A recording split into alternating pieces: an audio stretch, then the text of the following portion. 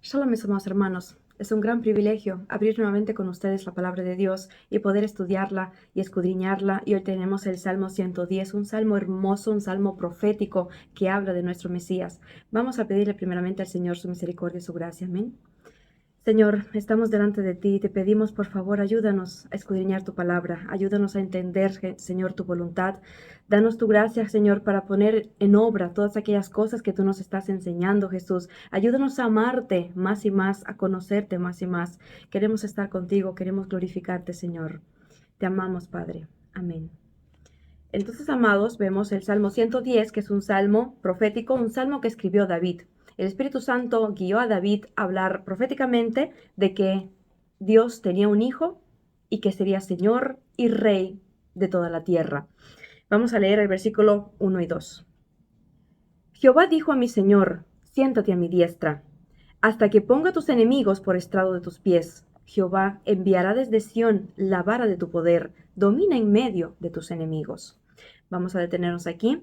Mis amados hermanos, vemos que Dios nombra que tiene a una persona especial al cual David le dice que es mi Señor, así como el Señor Jehová, y Dios le dice a ese Señor, te vas a sentar a mi diestra, porque yo pondré a tus enemigos por estrado de tus pies y vas a dominar sobre ellos. Y el mismo Jesús, para demostrarle a los fariseos de aquel entonces de su época que él era el Mesías, cita estos versículos y vamos a verlo en Mateo 22, versículo 43 y 46. 42, vamos a leer. ¿Qué pensáis del Cristo? ¿De quién es hijo? Le dijeron, de David. Y él les dijo, pues como David en el Espíritu le llama Señor, diciendo, dijo el Señor a mi Señor, siéntate a mi derecha, hasta que ponga tus enemigos por estrado de tus pies. Pues si David le llama Señor, ¿cómo es su hijo? Y nadie le podía responder palabra, ni osó alguno desde aquel día preguntarle más. ¿Por qué? El Señor como que les hizo un enigma.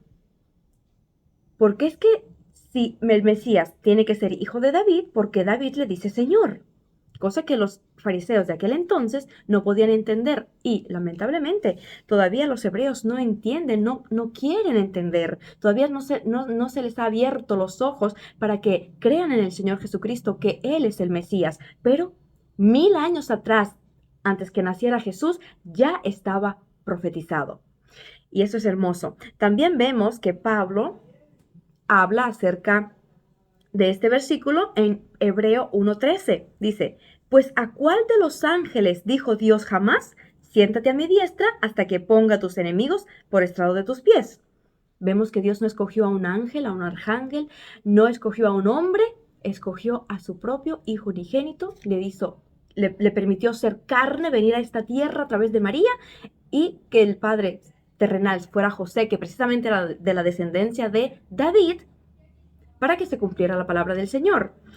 También vemos que Pedro, predicando la palabra, dando testimonio acerca de Jesucristo, en Hechos 2, 34 y 36, les invito a que también lo abramos. Hechos 2, 34 y 36 le dice, porque David no subió a los cielos, ¿cierto? David era un hombre, estaba en esta tierra. Y dice, no subió a los cielos para él mismo, pero él mismo dice, dijo el Señor a mi Señor, siéntate a mi diestra hasta que ponga a tus enemigos por estrado de tus pies. O sea, cita nuevamente este capítulo de Salmos y dice en el versículo 36, sepa pues ciertísimamente toda la casa de Israel que este Jesús a quien vosotros crucificasteis, Dios le ha hecho Señor y Cristo. Para que quede bien claro, para que no haya duda de que Jesús es el Señor, el Mesías, ya Dios lo había dejado profetizado en muchas profecías y esta se está incluyendo como una profecía fiel de que el Señor Jesucristo es el Mesías a quien Dios le dijo, siéntate a mi diestra. ¿Cuándo sucedió este momento, siéntate a mi diestra? Cuando el Señor cumplió el propósito que Dios, con el cual Dios le había enviado a la tierra. El Señor Jesucristo murió, derramó su sangre por nuestros pecados, fue sepultado ahí en el sepulcro y a los 3 días el poder de Dios lo levanta. El amor de Dios lo levanta y lo sienta a su diestra y le dice, ahora tú, legítimamente, eres el rey de todo el universo. Es hermoso. Como Dios tiene su plan, cómo Dios nos abre sus misterios, cómo Dios nos habla a través de estos salmos acerca de nuestro amado Señor Jesucristo. Y también le dice, la vara de tu poder, vendrá de Sión la vara de tu poder. O sea, que no se va a limitar solamente en gobernar sobre Israel. De Sión, de la celestial, vendrá con su vara de poder, sino que también gobernará con poder y potestad sobre todo el mundo. En el Salmo 45:6 dice así, tu trono, Dios, es eterno y para siempre. Cetro de justicia es el cetro de tu poder, de tu reino. La palabra cetro también es báculo, cayado, vara del gobernador, que usa el gobernador. Y es interesante que la misma vara que va a usar Dios con la vara de su poder para someter a sus enemigos, para gobernar sobre sus enemigos, es la misma vara que usa el Señor como buen pastor para darnos aliento a nuestra alma. Como decía el mismo David, tu vara y tu cayado me infunden aliento. ¿Ya ven? Cómo Dios en su gran misericordia usa el mismo cetro que Él tiene de poder, tanto para como ayudar a sus hijos, como para también corregir a sus enemigos. O sea, no, pues hacer que ellos estén bajo su dominio. Jesús dominará en medio de sus enemigos. De eso no podemos tener duda. Por eso el Padre le entregó todo el poder. ¿Qué dijo Jesús? Me es dado todo el poder en el cielo y en la tierra. Y después les encomendó, id por todo el mundo y predicad el Evangelio. El rey que recibió de su Padre todo el poder nos ha encomendado que creamos en el Señor Jesucristo y que prediquemos su palabra. Amén, confiando en su poder y en su amor, en su verdad. Amén.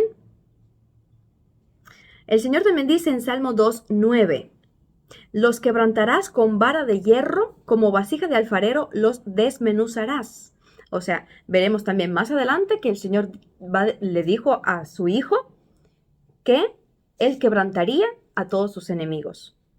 Amén, de eso no podemos tener duda, que Dios tiene el cetro de poder y de justicia. Él juzgará con justicia en esta tierra. Ahora vamos al versículo 3 que dice así, tu pueblo se te ofrecerá voluntariamente en el día de tu poder, en la hermosura de tu santidad. Desde el seno de la aurora tienes tú el rocío de tu juventud. Un versículo bien hermoso, bien lindo, muy literario. ¿Y qué significa? Vemos aquí que Dios es reconocido, el Mesías, reconocido y honrado, no solamente por Dios, sino también por su pueblo, que hoy en la gran misericordia de Dios somos nosotros. Dices, nosotros nos entregaremos voluntariamente. Si los enemigos hay que conquistarlos y obligarlos a rendirse. El pueblo que conoce a su Dios, que conoce a su Rey, se ofrecerá voluntariamente al servicio y a la adoración. Porque como hemos conocido la justicia de Dios, el amor de Dios, la santidad de Dios, queremos servirle con amor, voluntariamente, no por obligación, no por miedo de que nos va a enviar al infierno, sino por amor, porque queremos ver su gloria. Los estudiosos dicen que la idea de este versículo, tu pueblo se te ofrecerá voluntariamente en el día de tu poder, significa que el pueblo del Mesías se reunirá como un ejército dispuesto para ir tras el vencedor. ¿Ya se dan cuenta? Nosotros nos ponemos en la fila de los soldados de Cristo voluntariamente para ir detrás del vencedor, del victorioso, de nuestro Señor. Amén. En las filas de los soldados de Jesús no hay esclavos. No hay enemigos, claro, sino libres que voluntariamente decidieron servir al Señor, estar en ese servicio. Amén. ¿Qué es lo que atrae al pueblo de Cristo? Precisamente la hermosura de su santidad. En la hermosura de su santidad que vemos, la justicia de Dios, la rectitud, con qué poder y verdad hace todas las cosas. Supremo en santidad. También, ¿cuál otro motivo que nos atrae para rendirnos voluntariamente? El poder y la fuerza que se describe aquí como tienes el rocío de tu juventud. Desde el seno de la aurora tienes tú el rocío de tu juventud. En otra versión podemos leer, como el rocío que nace de la aurora, tu juventud se renueva día tras día. ¿Ya ven qué hermoso? Jesús tenía 30 años cuando comenzó su servicio. Era joven. Murió a los 33 años. Sigue siendo joven. Se fue al cielo siendo joven. Pero no por su juventud, como decir, tiene fuerzas, sino porque el mismo Dios le ha dado ese poder. Desde que la aurora, como el sol que se levanta en la mañanita y cae el rocío del cielo, dice, así es tu juventud, se renueva cada mañana. Y miren qué grande es la misericordia de Dios, que así como Dios le dio fuerzas a su Hijo para soportar todo ese camino que tenía que sufrir, así el Señor en su gran misericordia renueva nuestras fuerzas por su gracia y rejuvenecemos. Nuestro hombre interior se rejuvenece día tras día porque estamos esperando nuestra redención. Aunque esta carne envejece, sabemos que las fuerzas a veces se nos van, pero nuestro espíritu siempre dispuesto como un soldado voluntariamente decisivo para ir a la guerra, para ir a la batalla, porque nuestro Señor Jesucristo nos dejó el ejemplo y queremos ser como Él. Y Dios nos ha dado toda la gracia, por eso también nos da las fuerzas como en la juventud. Capítulo 4. Juró Jehová, y no se arrepentirá. Tú eres sacerdote para siempre, según el orden del Melquisedec. Qué hermoso. Cristo es un sacerdote eterno. Juró Jehová. Es interesante la idea que Dios le jura a alguien. Dios no tiene necesidad de jurar, porque su palabra siempre es fiel y verdadera. Pero él, ¿a quién le habló? A su Hijo. Y le dijo, tú eres sacerdote para siempre. Es para mostrarle su lealtad, para mostrarle que mi palabra será para siempre. Y ciertamente, mis amados hermanos, como ahora veremos, Cristo es el sacerdote desde el Antiguo Testamento. Y es hermoso. Melquisedec se menciona en el Antiguo Testamento en Génesis 14, 17 y 24. Vamos a leer un poquito este pasaje para darnos cuenta quién pues es Melquisedec. Melquisedec, un sacerdote que vino a Abraham. Vamos a leer 14, 17. Cuando volvía de la derrota de Kedor Loamer y de los reyes que con él estaban, salió el rey de Sodoma a recibirlo al valle de Sabe, que es el valle del rey. Entonces Melquisedec, rey de Salem y sacerdote del Dios Altísimo, sacó pan y vino. Y bendijo diciendo, aquí en Abraham, bendito sea Abraham del Dios Altísimo, creador de los cielos y de la tierra. Y bendito sea el Dios Altísimo, que entregó tus enemigos en tu mano, y le dio a Abraham el diezmo de todo. Vamos a detenernos aquí, aunque después pueden seguir leyendo, ¿no? Pues la historia. Vemos que por primera vez vemos a un sacerdote no mencionado antes, y precisamente ese sacerdote Melquisedec es el mismo Jesucristo, pero que todavía no había venido como Salvador y Jesús, sino había venido como un sacerdote, porque es el Rey de paz. Para poder darnos cuenta, y yo he estudiado y eso me ha fascinado, que el mismo Melquisedec, el sacerdote, era el mismo Dios y queda para siempre, porque, bueno, vamos a leer para poder entender, porque acerca de Jesús como sacerdote también se menciona 5 veces en Hebreos. Vamos a ver que Pablo, a través del Espíritu Santo, o sea, por el Espíritu Santo, habla acerca de Jesús como sacerdote por la ley de Melquisedec. Es interesante que Dios mismo puso sobre Israel a Aarón como sacerdote y a su descendencia. Y ellos tenían que estar en servicio de sacerdotes por generación en generación. Solamente los que eran según la orden de Aarón, de la descendencia de Aarón. Pero aquí encontramos a uno que no tiene genealogía. ¿Quién no tiene genealogía? El Rey de Reyes y Señor de Señores que vive para siempre, que es desde la eternidad hasta la eternidad. Pero Jesús vino a este mundo para mostrar que es el sacerdote según la ley de Melquisedec, de aquel rey, de aquel sacerdote del Altísimo que vino a esta tierra. Vamos a Hebreos 7, 1 y 3.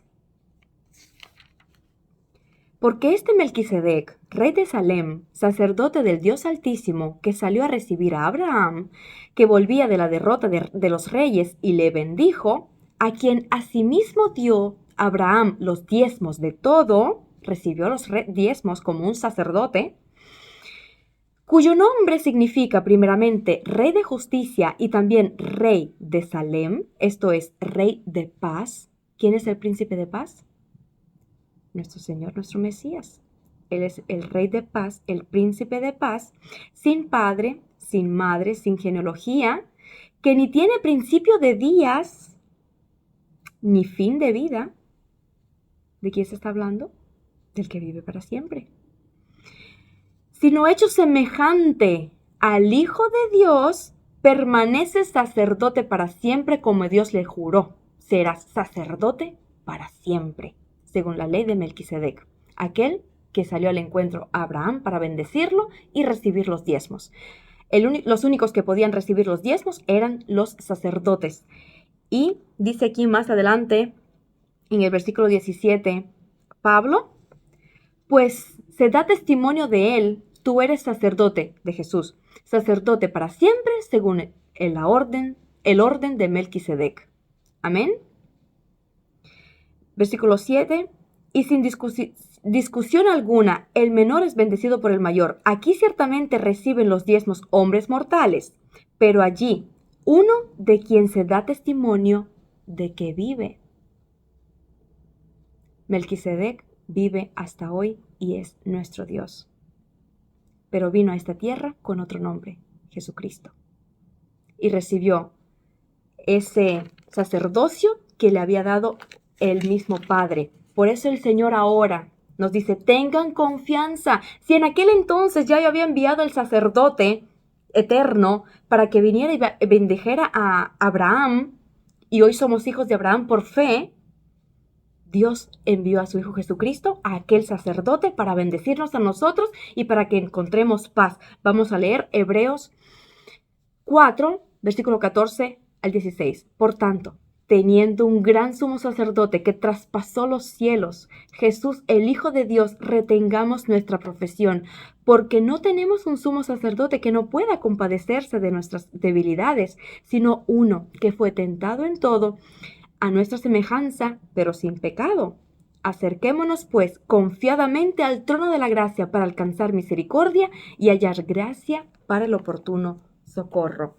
Mis amados hermanos, David ya entendía que era la orden según Melquisedec, porque el sacerdocio de Cristo sería eterno como era el sacerdote Melquisedec, el príncipe de paz, el rey de paz, que vino a nuestras vidas ahora como hombre. Amén. Y que no tiene días de principio ni días de fin, porque Él es eterno. Eso trae tanto amor al corazón para con Dios. Uno entiende más aún cuánto amor que el Señor nos abre sus misterios para que le conozcamos y le alabemos y que tengamos confianza para venir el día que necesitamos socorro, el día que necesitamos ayuda, para que corramos a Él. Cristo es fiel. Amén. Pero sigamos leyendo ahora el versículo del 5 al 7, los últimos versículos del Salmo 110, que dicen así: el Señor está a tu diestra, quebrantará a los reyes en el día de su ira, juzgará entre las naciones, las llenará de cadáveres, quebrantará las cabezas en muchas tierras, del arroyo beberá en el camino, por lo cual levantará su cabeza. Levantará la cabeza. ¿Qué dice?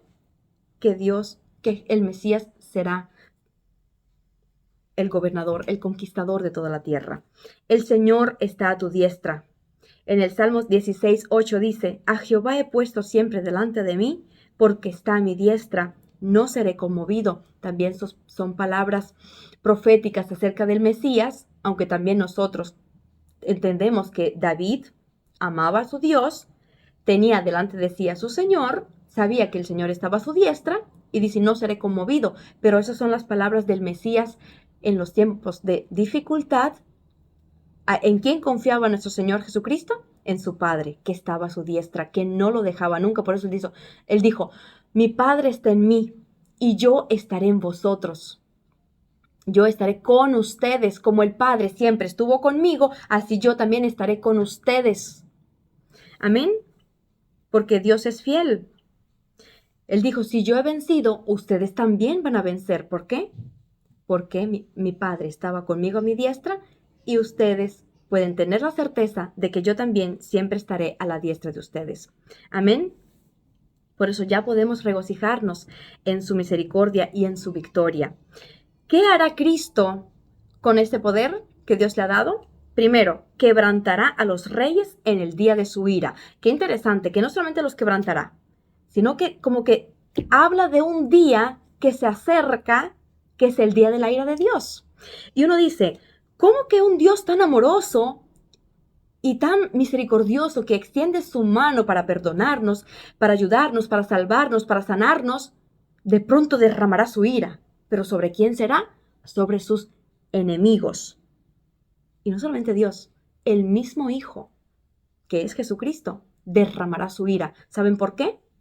Vamos a ir a Salmo 2, versículo 12. Honrad al Hijo, para que no se enoje y perezcáis en el camino, pues se inflama de pronto su ira. ¿Ya ven? Se inflama de pronto su ira. Bienaventurados todos los que confían en Él, que podemos entender que los que confían en Dios no estarán bajo la ira del Señor. Pero los enemigos, los que se han puesto en contra de Dios, los que no quieren someterse a Dios, sí serán duramente castigados en el día de la ira. Nosotros como humanos, cuando hablan algo contra nuestros padres, es algo natural que sale del corazón para ponerse en contra de los que han dicho cosas contra nuestros padres y nuestra madre. En la juventud, yo, miles de veces lo vi, los jóvenes, sobre todo los muchachos, los hombres, se podían hasta golpear bien fuerte, porque dijo algo contra mi madre, porque dijiste algo contra mi padre. Y eso es, como decir, no, pues humanamente entendiéndolo. Pero imagínense el santo Dios y el santo Hijo de Jesucristo cuando hablan contra el Padre, cuando no lo quieren obedecer, cuando no le quieren entender, cuando lo maldicen. ¿No se levantará su ira contra esas personas? Se levantará en un día su ira y será derramada y todos los enemigos de Dios serán quebrantados. Así lo dice la palabra de Dios, así lo entendía David y así también lo entendemos nosotros. ¿Qué más va a hacer? Juzgará entre las naciones. Sabemos que Dios es juez justo. Amén. No hay abominación en Él. No hay nada en lo que podamos decir es injusto, Señor. No, es perfecto en justicia. También quebrantará las cabezas de muchas tierras. ¿Qué significa en este caso cabezas? O sea, los reyes y gobernadores. Y llenará la tierra de cadáveres. Solamente en pensarlo, uno se espanta. Pero es que también Dios lo dice esto en Apocalipsis. Vamos a ir a Apocalipsis 19, porque vemos que se muestra el cumplimiento de estas palabras. Apocalipsis 19, desde el 15 al 21.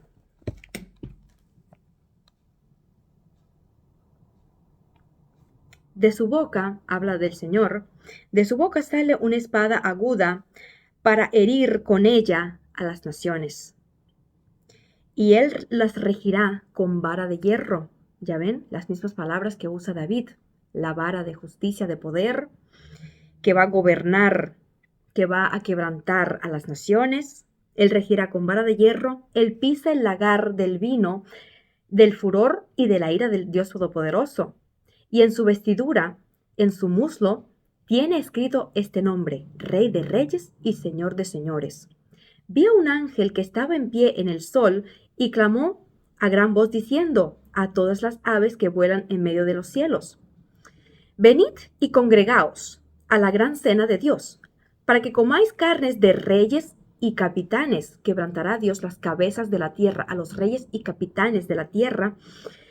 Y dice: comáis la carne de ellos, y carnes de fuertes, carnes de caballos y de jinetes, y carnes de todos, libres y esclavos, pequeños y grandes. Y vi a la bestia y a los reyes de la tierra y a sus ejércitos reunidos para guerrear contra el que montaba en el caballo, contra el mismo Dios, y contra su ejército. Y la bestia fue apresada, y con ella el falso profeta, que había hecho delante de ella grandes señales, con las cuales había engañado a los que recibieron la marca de la bestia. Estamos hablando de los últimos tiempos, y habían adorado a su imagen. Estos dos fueron lanzados vivos delante del lago de fuego que arde con azufre. Los demás fueron muertos con la espada de que salía de la boca del que montaba el caballo, y todas las aves se saciaron de la carne de ellos. ¿Qué vemos? Que los cadáveres, literalmente, de los hombres enemigos de Dios estarán sobre la tierra. Literalmente veremos, o los que estén aquí, verán este suceso. Ya David, por el Espíritu, lo había profetizado. Entonces, ¿qué vemos? Del arroyo beberá, por lo cual levantará la cabeza. Spurgeon, explicando este versículo, dice así: su propia cabeza se alzará en victoria, y su pueblo en él también se alzará. ¿Ya ven? ¿Y qué vemos? El arroyo también se puede traducir como río o torrente, donde dice: en el camino va a beber. El Señor tomaba fuerzas de la fuente de vida de Dios para seguir adelante, levantar su cabeza y cumplir su misión. Y así nosotros venimos a Jesús, tomamos de su agua, nos sumergemos en este río para vivificarnos, y juntamente con Él levantamos la cabeza, porque sabemos que vamos a la victoria, porque sabemos que vamos a vencer con el poder de aquel que nos amó. Amén, amados hermanos. Entonces vemos que estamos en los últimos tiempos. Dios nos ha profetizado de que tenía que venir el Mesías. Él vino. Dios nos ha profetizado que el Señor vendrá con su ira, y vendrá muy pronto. ¿Qué tenemos que hacer? Someternos bajo la poderosa mano del Señor. Amén. Y voluntariamente servirle. Que el Señor les bendiga.